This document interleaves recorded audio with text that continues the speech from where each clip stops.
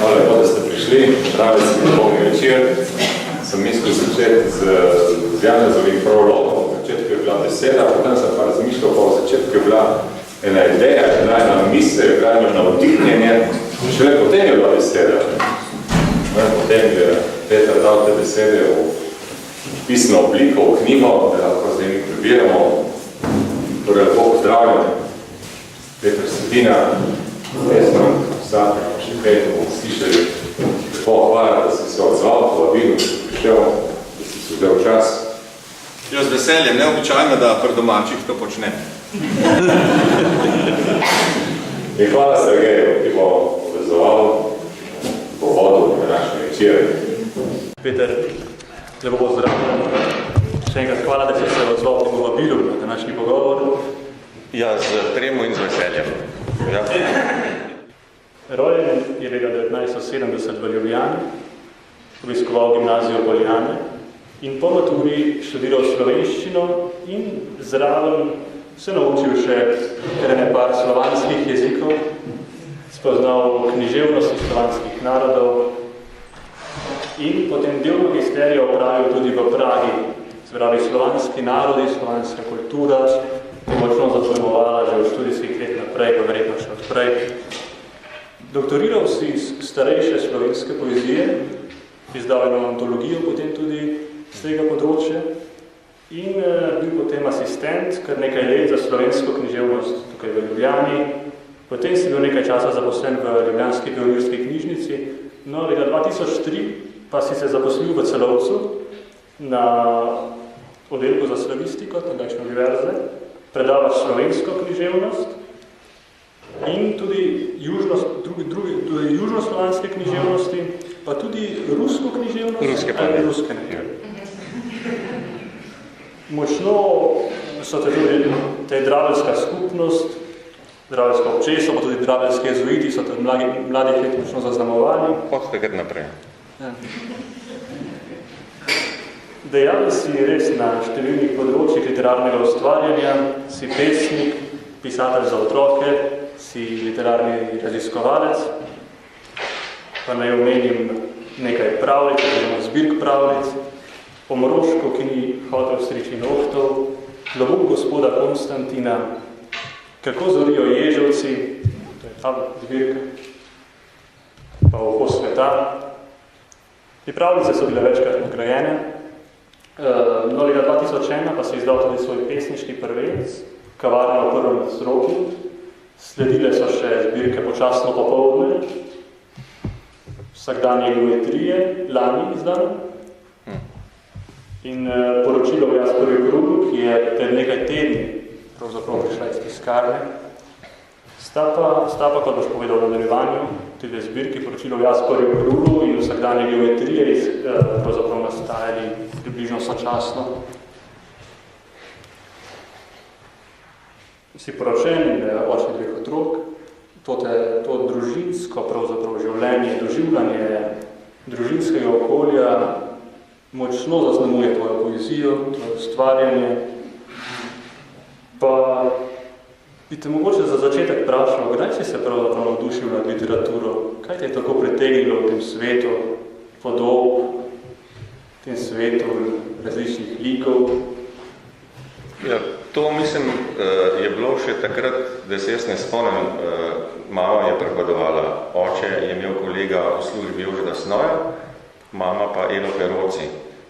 Pa je potem prepovedala mi mama, da sem enkrat, ko sem bil majhen še, se pravi Elo Peroci, pa Snoj ste zmeri kakšne knjige svoje tudi prinesla. Pa sicer smo bili s knjigami zmeri zasuti, tako šibile so se police od knjig.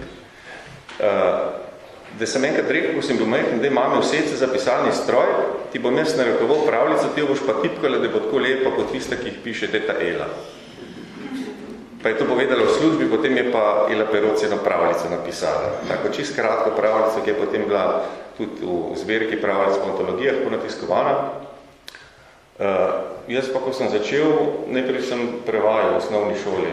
Tako mi je pač zanimalo, kriminalke so me zanimale, pa sem prevajal kriminalke iz srbohrvaščine, pa iz srbohrvaščine tudi neke humoreske, Marka Twaina. Oče mi je to zmeraj lepo popravil, vse pa je bilo čisto rdeče, potem nisem bil preveč zadovoljen. Ampak tako se je začelo pravzaprav. Nisem pa nikoli premišljal o tem, da bom pisal, ko sem pa začel tam enkrat na fakulteti, mi je bilo pa samo po vse pomembno, da bom za otroke pisal. Se pravi, izredno zgodaj si se srečal s tem svetom umetnosti pravzaprav. Ja, to vaš čas, mislim, doma smo bili z literaturo cepljeni, po moje, sva bila z bratom. Ja, od malega. No, zanimivo je pa potem tvoja odločitev, da si se najprej upisal na medicino, ne? Ja, to je pa bila ena taka odločitev z glavo, da bom študiral medicino, ker je nek optimalna sinteza humanistike in naravoslovja, potem sem metal kovanc in je padel na medicino in sem šel medicino študirati.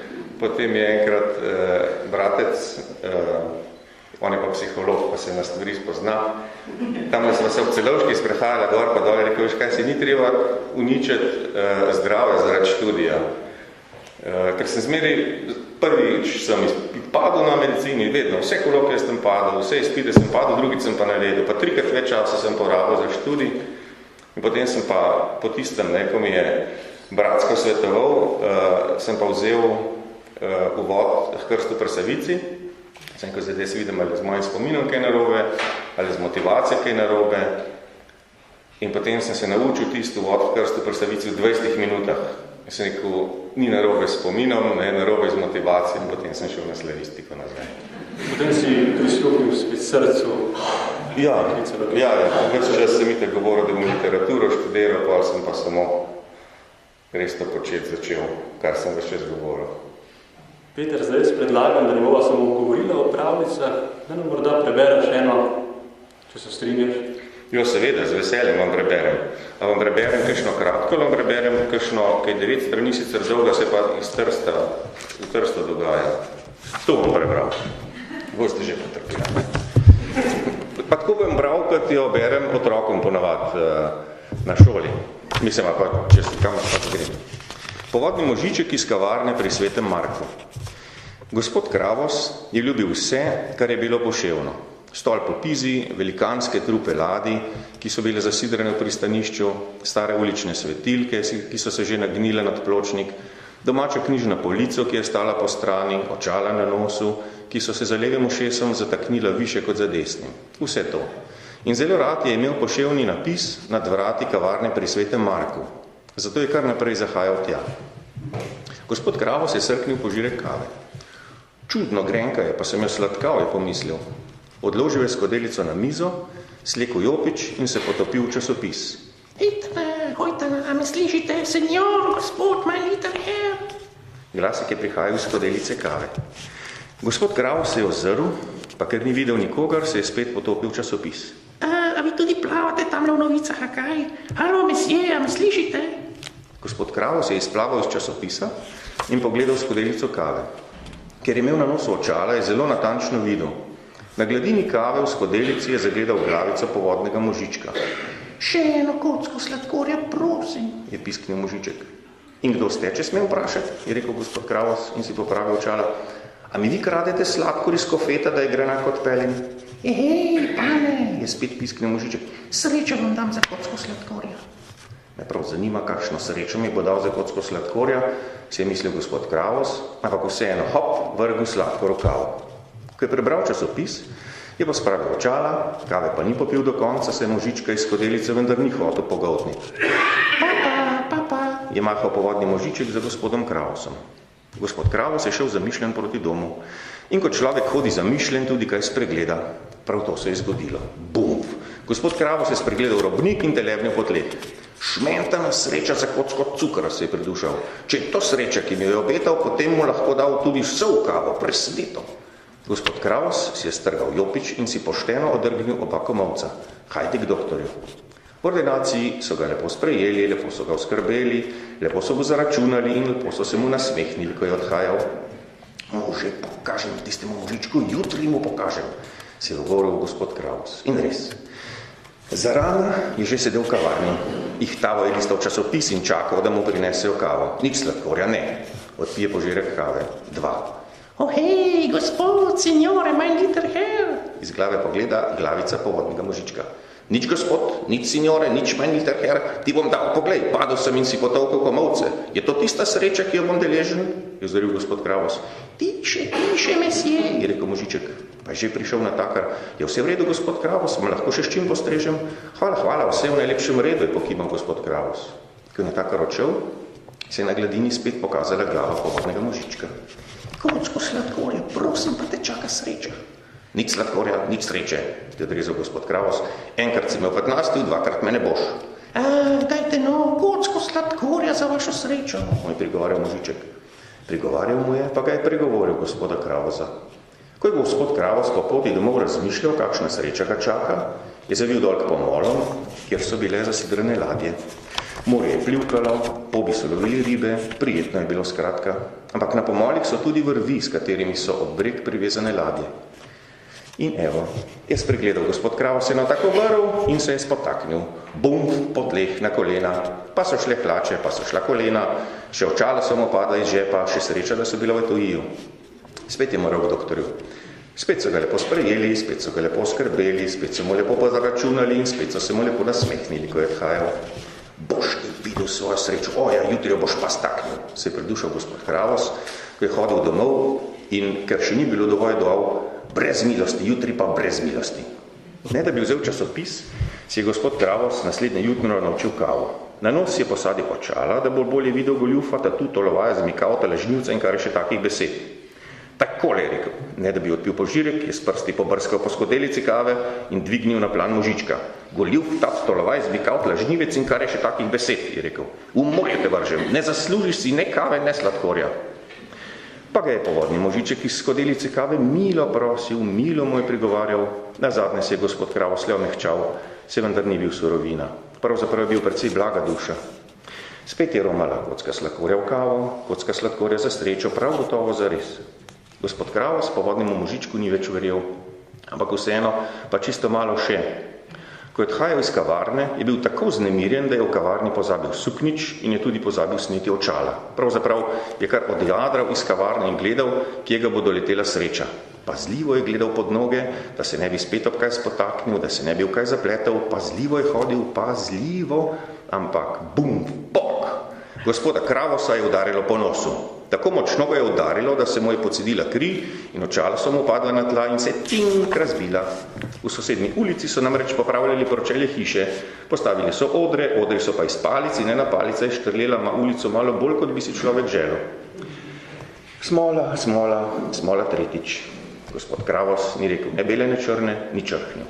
Odšel je k optiku, ponova očala. S stisnjenimi ustnicami se je napotil proti doktorjevi ordinaciji, da mu spravijo uredši nos. Ampak eno je bilo zdaj kot pribito in gotovo. Jutri mu povem, kar mu gre, temu kofetauzarju. Ko je prišel k doktorju, so ga spet lepo sprejeli, lepo oskrbeli in ko se je dal potem na nos še očala, je zagledal pred seboj medicinsko sestro. Sploh prvikrat, odkar je kar naprej hodil k doktorju, je zares zagledal medicinsko sestro. Visoko, pravzaprav višjo medicinsko sestro, gospodično Marino Savenc. Naj povem bolj naravnost. Pravzaprav si je sploh prvikrat, odkar je prihajal potolčen v ordinacijo, na nos posadil očala. In gospod Kravos, gospodične Savenc ni samo zagledal, ampak se je zagledal vanjo, če veste, kaj mislim. In to takoj. Gledal jo je in jo je kar gledal in pogleda ni mogel otrgati od nje. Imela je kratke, poševno pristrižene lase. Gledala ga je izpod rahlo poševnih obrvi in ko se je nasmehnila, je opazil, da je eden od njenih sprednjih zob stoji malce po strani. No in če nadaljujem, potem je gospod Kravos malo požrl slino, pa se malo odkašljal, pa še malo požrl slino, pa je bil tiho. Rešila ga je gospodična Savenc, če bi se spet potolkli jutri, popoldne bom v službi. Gospod Kravos je bil v zadregi, torej upam, da se ne bom več, kako ne rečem, da bom zdaj videl, mislim, no, zdi se mi, kot da bi na nek način spregledal. In je spet umolknil in se spet zagledal v poševno lepoto. Dopoldne imam pa prosto, je dokončala svoj stave gospodična Savenc. Če povzamem na kratko. Naslednji dan dopoldne sta gospodična Savenc in gospod Kravos sedla v kavarno pri Svetem Marku in si naročila kavo. Gospod Kravos je v skodelico takoj vrgel 4 kocke sladkorja, povodni možiček je držal besedo. Držal jo je. Gospoda Kravosa je srečala sreča in to kakšna sreča. Povodni možiček si je zaslužil kocke sladkorja. Na to je gospod Kravo s kavo počasi srknil. Sladka je bila, da so mu kar oči izstopile. Medtem, ko sta z gospodično Savenc krmljala, je prav previdno pil, da ne bi popil še povodnega možička. In na koncu, ko je skodelico izpraznil in ni bilo v njej ne možička, ne kave, ne sladkorja, je rekel, čudno. Kaj je čudno, ga je vprašala gospodična Savenc. Ja, da je bila kava sladka, je pojasnil gospod Kravos. No, ponavadi je sladka, če jo sladkate, je rekla gospodična Savenc, pa ga z zanimanjem pogledala. Ja, bo država, imate prav, je rekel gospod Kravos in se podrgnil po bradi, ampak kljub temu in sta obsedela. Potem je gospod Kravos malo premišljeval, gospodična Savenc ga je pa malo z zanimanjem opazovala. Da je gospod Kravos čudaški opazila že, ko je prihajal v ordinacijo. Pravzaprav je bilo to na njem zelo všeč. Povodnega možička pa gospod Kravos v kavarni pri Svetem Marku ni srečal nikoli več.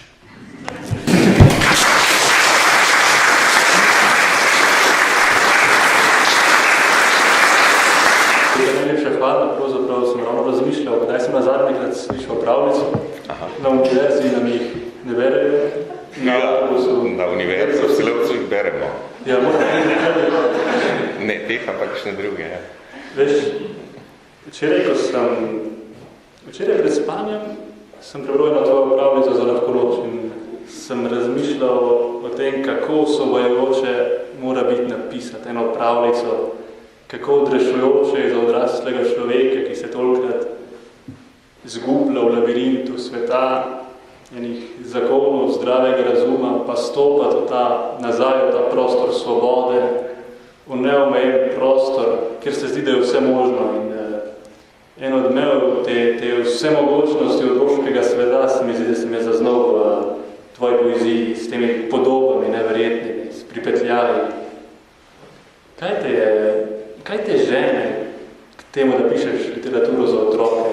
Je to želja, da bi odkril otroka v sebi, da bi odkril tisto svetlo jaso, ki jo nosimo v sebi, ne glede na to, kar se nam zgodi kot odrasli? Ja, to jaz ne vem, da bi prav iskal otroka. Jaz imam tak občutek, da še zmeri kakšne take neumnosti počnem, kad sem jih počel takrat, ko sem bil mali. Tako da ne vem, če bi sploh daj, da sem to zgubil ali pa pozabil. To jaz ne vem, pravzaprav, ja, vejo mogoče bolj drugi. Ampak tak občutek imam, da se nisem s tem nikoli ukvarjal, pravzaprav, da bi mogel zdaj kaj posebej se drugače obnašati ali pa premišljevati ali pa, da je to nek drug svet, ki bi se mu mogel približati. Mene je bil ta svet odraslih pravzaprav bolj tak, da sem se mu mogel približati. Ta otroški svet mi je bil pa zelo domač, pravzaprav, ves čas. Zato sem najprej za otroke pisal. Ja. Več mislim, da še en dolg do poslušalcev, namreč naslov današnjega večera, pogovornega večera je Uho sveta. Ne poznam prav veliko literarnih večerov, ki bi se začeli, ki bi bili poimenovani tako, Uho sveta. Niti ne poznam veliko knjig, ki bi bile poimenovane tako, kot si ti poimenoval svojo zbirko pravljic, Uho sveta. Kaj je s tem ušesom sveta? Kaj je Uho sveta? Ja, Uho sveta je pravzaprav ena podoba, ko smo dobili peska pri nas doma in se potem pač strahajamo z njim. Vid in Klara sta si ga zaželela, hčerka in sina, ne? Potem se je pa psička zaželela mene in tam nimaš potem več kaj dosti glasovati, tam je pač tako. In se potem ure in ure sprehajamo s tem psom, dobro, glavno se jaz, pa seveda tudi drugi, za Savo. In potem je tam ena taka velikanska jasa in tak mir Božji, tako zelo spokojno je recimo kdaj. Eni konci so to, kjer ni veliko sprehajalcev, ni veliko ljudi. In na tisti jasi sem je potem enem obdobju, ko sem ogromno poslušal. Tak občutek sem imel, da sem en pivnik, kamor potem stresejo drugi besede, kot da čakajo, da pridem in da lahko se stresejo nekako, da iščejo nekoga, ki bi poslušal. To se spomnim, da je Pater Koncilija večkrat rekel, ko je hodil spovedovati v Pleterje, ne? Da je včasih kar zatinkal tam, da je sploh ni več slišal, ampak da je uni patri so toliko potrebo po tem govorjenju čutili, ne? Da so mu govorili s tem pol ure, uro, da so skozi govorili. Ne? In take stvari sem jaz tako, ne zdaj najbrž tako, ne, kot pater koncilja, ampak doživljal enostavno in v enem obdobju potem se mi je tista podoba tega velikega ušesa izrisala tam na tisti jasi za sabo, ki kar lebdi. Tam v zraku lebdi tisto uho veliko in tja hodi ljudje in v tisto uho zdaj govorijo svoje stiske, pa svoje veselja, karkoli. Ne. In potem je ta pravljica nastala, uho sveta. Tako čisto ene konkretne podobe, ne, lahko pokažem tisto, ja, samo ušesa pa ni tam. Ali pa mogoče je nekaj na to jaz so ljudi? Mogoče, ja, razblino se je, no, ampak ne vem, ja.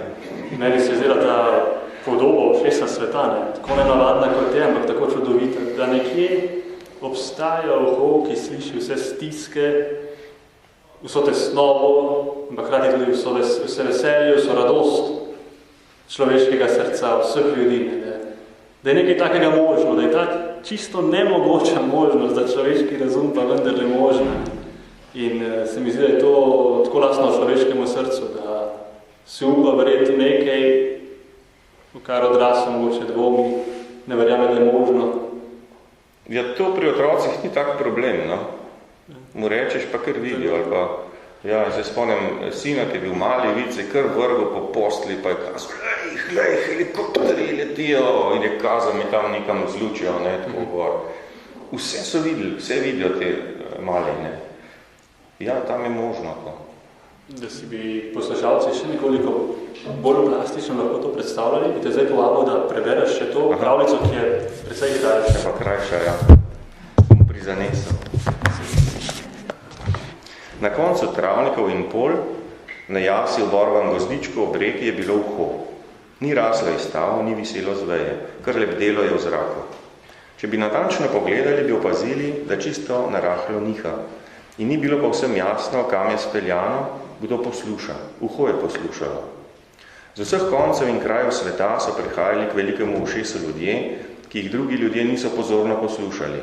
Ali pa tisti, ki jih ni sploh nihče poslušal. Prihajali so na jaso in govorili.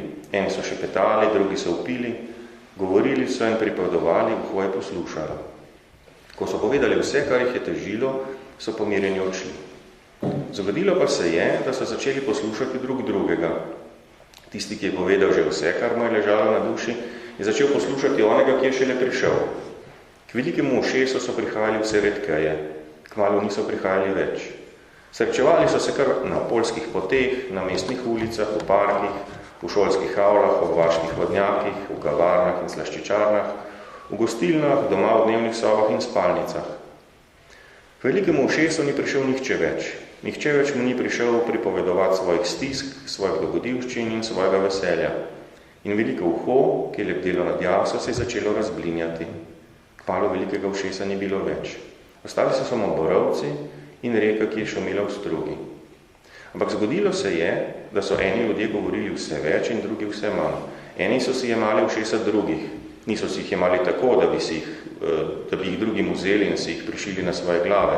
Jemali so jih tako, da so vanje sipali svoje besede. Veliko, veliko besed.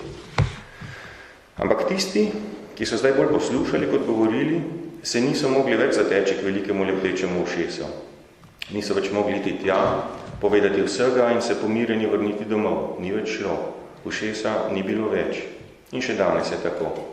Tisti, ki poslušajo, imajo ponavadi pozoren pogled in gledajo v oči. Včasih so to mame ali očetje, včasih so detki in babice, včasih so menihi ali učiteljice. Včasih je kdo, na katerega naletite spotoma. V takih ljudeh se besede nabirajo. Če se zmedijo, pridejo nazaj kot zgodbe ali kot pesmi, ali kot melodije in ples, ali kot molitve. To je pravzaprav isto. Če se ne zmedijo, če ostanejo kepe besed v njih, se odpravijo med polja in travnike. Včasih jih vidite, kako ležijo na kakšni jasi z ušesjem zemlji, z ušesjem vreme. Ko vstanejo in odidejo, zapiha veter in šumi kot reka. Veš, ko sem razmišljal, v tej pravljici Uho sveta sem se spomnil na eno sceno, prvo vodno sceno iz filma Zrcalo Andreja Tarkovskega. Tam nam reče en fant pride k zdravnici, ali psihologi, In namreč on je clan, ima težave z govorom. In ona mu ponavlja, mu govori, ne, ponavljaj za mano.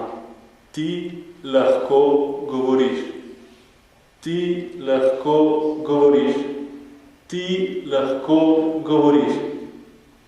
In na koncu, ne, ko on to ponavlja, izgovori brez lesljanja, čisto, jasno. Lahko govorim, lahko se izpovem, lahko povem najgloblje bolečine, najgloblja hotenja svojega srca. Ne, kako odrešujoče je to za človeka, da se lahko izpove, da je neko uho, ki me bo slišal. Jaz sem na to pomislil, recimo. Peter, tvoja žena Barbara pravi, da zelo rad prisluhneš klasiki. Vivaldiju še posebej.